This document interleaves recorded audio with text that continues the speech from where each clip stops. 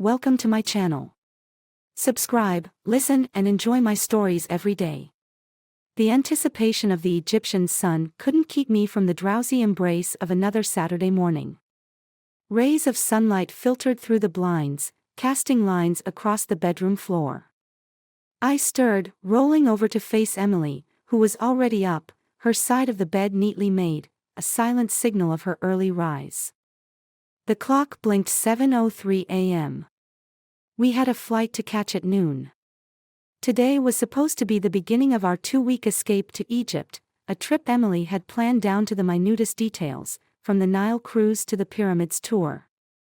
Excitement was an understatement. I was electrified. "Morning, love," I called out as I padded down the hallway.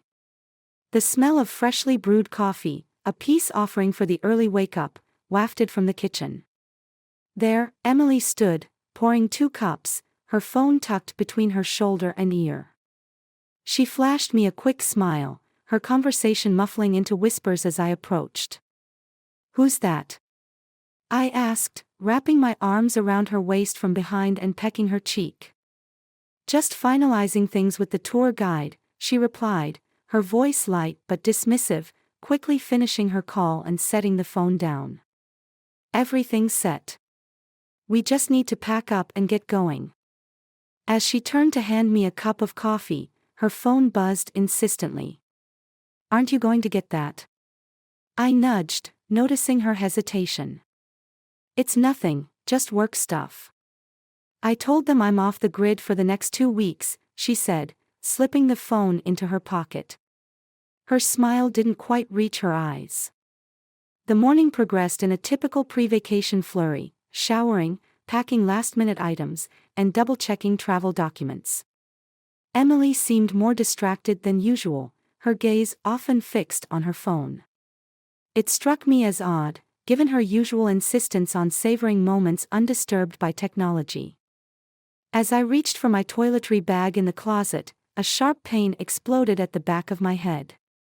Stars burst across my vision, a crescendo of pain washing over me. I stumbled, crashing to the ground with the weight of something solid beside me. "Jack!" Emily's voice was the first thing I registered over the ringing in my ears. Her hands were on me, checking my head, her face blurring in and out of focus. "Oh my God, Jack, I'm so sorry." I groaned, trying to understand what had happened. A heavy, red toolbox lay beside me, its contents scattered. "What the? Why was this even here?" I managed to say, the pain sharp and demanding.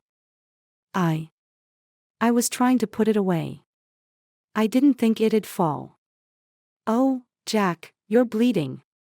Panic colored her voice as she helped me sit up. A trip to the hospital confirmed a mild concussion. "No flying for me," the doctor was adamant. Emily was apologetic, her fingers trembling as she texted someone the news. It was then that I saw her phone screen, a message glaring back at me, "Can't wait for our time alone." Finally. The world tilted. "Who's that?" My voice was a low growl, my vision sharpening in anger.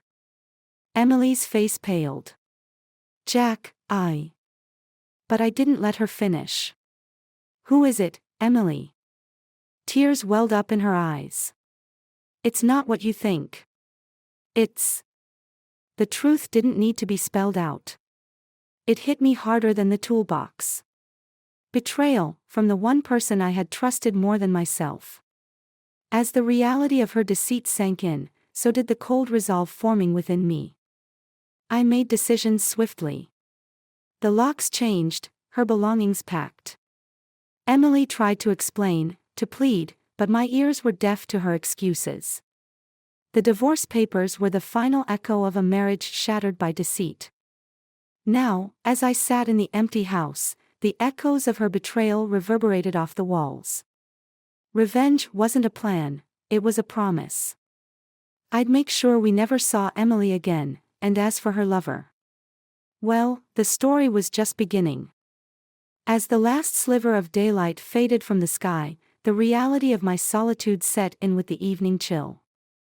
The empty spaces of my home seemed to mock me, each room echoing with the ghost of Emily's laughter and whispers of deceit. But as I sat there, surrounded by silence and shadows, a plan began to take shape. Revenge was a dish best served cold, and I intended to chill it to the bone. First, I needed allies. The thought of dragging others into this sordid affair was distasteful, but necessary. I reached for my phone and dialed my brother, Mark, who had always been my rock. "Jack, hey. What's up?" Mark's voice was a balm, steady and reliable. "I need your help," I began, my words sharp and quick. "It's about Emily." There was a pause, a hitch in his breath. "What did she do?"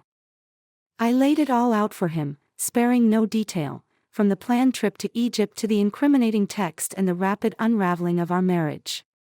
By the end, my voice was hoarse, my soul emptier but determined. "God, Jack, I'm so sorry. What are you planning to do?" Mark's voice was tight with restrained anger. "I want to find out who he is. And I want them both to pay."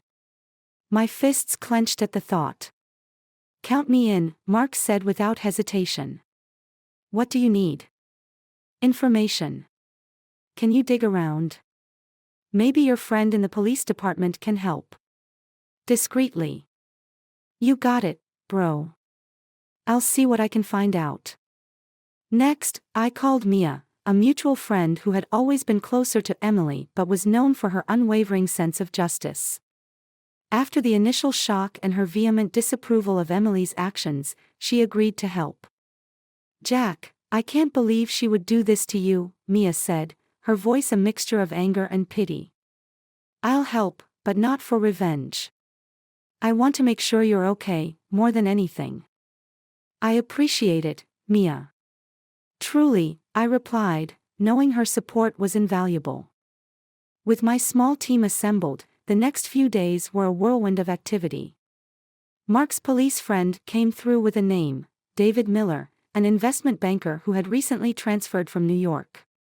Mia, on her part, discovered that Emily had been seeing David for almost 6 months. The puzzle pieces were falling into place, each revelation stoking the fire of my resolve.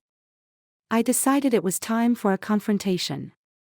Late one evening, I drove to David Miller's upscale apartment complex. The sleek, modern building was a stark contrast to the turmoil churning inside me. I bypassed the front desk, my face set in grim determination, and made my way to his apartment door. Before I could second-guess my actions, I knocked. The door swung open, and there he was, a tall, dark-haired man with a surprised look on his face. "Can I help you?" His voice was cautious, his stance defensive. "You're David Miller?" I asked, my voice cold and hard. "Yes, who are you?" he responded, a flicker of recognition, or was it guilt, passing over his features. "I'm the man whose life you've been meddling with. We need to talk, David. It's about Emily." The door hesitated for a moment before opening wider.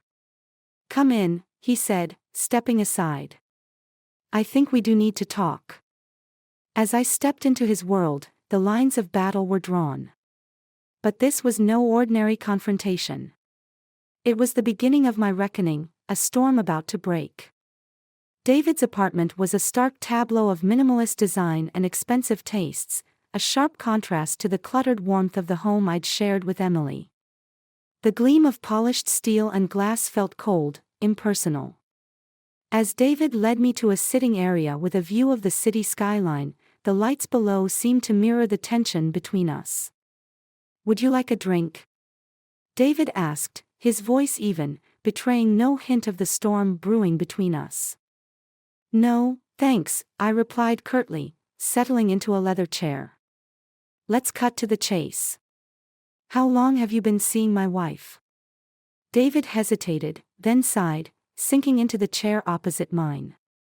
6 months, he confessed, his gaze steady. "But it's not as simple as you think." "Enlighten me then," I said, my tone icy. The anger simmering within me threatened to boil over, but I held it in check, needing to hear his side. It started as a professional relationship. I advised her on some investments. One thing led to another. His voice trailed off, not out of remorse, but as if he was calculating what to say next. One thing led to another. You make it sound like an accident, I shot back, my hands clenching into fists. You knew she was married. I did, David admitted, meeting my gaze. But she was unhappy, Jack. She talked about feeling neglected, about how you were always busy with work. She sought something I guess I offered at the time. The explanation stung, the implication that I was somehow at fault a bitter pill to swallow. And you just happened to be there, the shoulder to cry on. I asked, skepticism lacing my words. I won't justify it. It was wrong, David conceded. But feelings aren't black and white, Jack. We didn't plan for it to go this far. And the trip to Egypt? Was that your idea? I probed, the pieces of their betrayal locking together into a painful whole. No, that was all Emily. She said she needed a break, a way to think things over without the pressure, he explained, his tone suggesting regret. You mean, without me, I corrected him sharply. What was your endgame, David? She leaves me for you. David looked away, a frown creasing his brow. I honestly don't know. We hadn't gotten that far. Silence fell, heavy and uncomfortable, as I digested his words. My heart raced, anger mingling with an unexpected pang of sorrow. Emily had been more than my wife, she had been my best friend. How had things gone so terribly wrong? As if reading my thoughts, David spoke up, I'm not asking for your forgiveness, Jack. But I am sorry for the pain this has caused. His apology, sincere or not, did little to quell the storm inside me. You'll both pay for this, I said quietly, the threat hanging in the air like a promise. I understand, he responded, his voice resigned. What are you going to do? I haven't decided yet, I admitted, standing to leave. But this isn't over, David. This isn't over by a long shot. With that, I walked out of his apartment, the night air crisp against my heated skin. The city stretched out before me, its lights twinkling indifferently. As I drove back home, the plan began to form more clearly in my mind. David and Emily would not get away with their betrayal so easily. There would be consequences, and I would make sure of it. As the wheels turned, so did my thoughts, each mile back to my empty house cementing my resolve. This was just the beginning. The real game was about to start, and I was going to play to win. As the city lights faded in my rearview mirror, my thoughts twisted into a labyrinth of betrayal and revenge. The empty house greeted me like a cold whisper as I returned. The silence was now a reminder of my solitude and the deception that had hollowed it out. But amidst the quiet, a plan began to crystallize, one that would bring a conclusive end to this painful chapter of my life. The next morning dawned clear and sharp. I called Mark first thing, my voice steady, my resolve firmer than it had ever been. It's time to put an end to this, I declared. Are you sure about this, Jack? Mark's concern was palpable even through the phone. There's no turning back if you go through with this. I'm sure, I affirmed, the edge in my voice cutting through any lingering doubt. Later that day, I met with a private investigator Mark had recommended. The PI was a no-nonsense type, with keen eyes that missed nothing. I laid out everything, from Emily's affair to David's unwitting confession. I need proof of their deceit, something concrete I can use. Understood, the PI nodded, scribbling notes. I'll get you what you need. As the days passed, the PI delivered. Photos, messages, even video clips, irrefutable evidence of the affair. With each new piece of evidence, my heart hardened. The time for confrontation was near. I arranged to meet Emily at a quiet cafe, away from prying eyes. The clink of coffee cups and the murmur of other patrons formed a mundane backdrop to the storm about to break. Emily arrived, looking wary but hopeful, a stark contrast to the storm brewing within me. "Jack, she started, but I cut her off with a wave of my hand. "Save it, Emily. I know everything." I pushed an envelope across the table to her. Her hand trembled as she opened it and sifted through the contents. Photos, texts, the undeniable truth. "How long did you think you could fool me?" I asked, the bitterness seeping through. Tears welled up in her eyes as she looked up from the damning evidence. "I'm so sorry, Jack. I never wanted to hurt you. I was confused, lost." "Save your excuses, Emily. They mean nothing now." My voice was cold, unyielding. "It's over. I want you out of my life for good." The finality of my words hung heavy between us. Emily nodded, wiping her tears, defeated. "I'll send for my things," she whispered. "No need. They're already packed. You'll find them at your sister's place." I stood up, ready to leave the remnants of our life together behind. "Jack, please. I wish you had thought about please before you betrayed me." With that, I walked away, the chapter closed forever. But the story wasn't quite over. Days later, Mark called, a strange tone in his voice. "Jack, you need to see this." We met at his house, where he handed me a letter, postmarked and unopened, addressed to me from Emily. Curiosity piqued, I tore it open. Inside was Emily's handwriting, familiar yet foreign now. "Jack. If you're reading this, then I'm already gone. I've left for Egypt, not with David, but alone. This isn't an excuse but an explanation. My illness is terminal, something I couldn't bring myself to face or tell you about. I didn't want your last memory of me to be tainted by disease. I thought sparing you the pain of my decline was a mercy. I see now I was wrong. I'm so sorry for everything. Goodbye, Jack. I hope one day you can forgive me. Emily." The letter slipped from my numb fingers. Illness?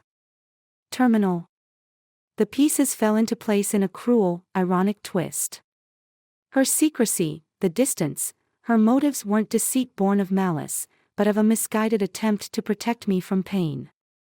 Guilt washed over me as I realized the enormity of my misunderstanding. But it was too late for regrets. Emily was gone, her secrets laid bare too late, and all I was left with was the bitter knowledge of our lost love, tainted by a deception of a very different kind.